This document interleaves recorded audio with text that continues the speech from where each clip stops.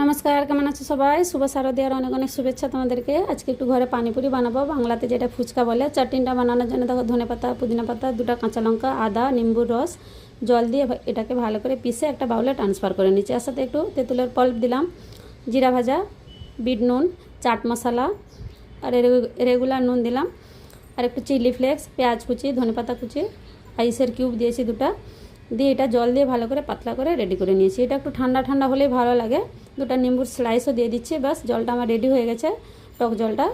আলুটা আগে থেকেই সেদ্ধ করা ছিল। পেঁয়াজ, ছোলা, নুন, তেঁতুলের একটু পল্প দিলাম, চাট মশলা, বিট নুন, জিরা ভাজা, কাশ্মীরি লাল লঙ্কার গুঁড়া, চিলি ফ্লেক্স, ধনে পাতা কাটা দিয়ে এটাকে মেখে নিলাম। আলুটাও রেডি হয়ে গেছে। পানিপুরির প্যাকেট আমি রেডিমেড নিয়ে এসেছিলাম, ঘরেতেই ফ্রাই করেছিলাম। এত বড় বড় হয়েছিল, খাওয়ার সময় মুখে যাচ্ছিল না, খুব সুন্দর হয়েছিল।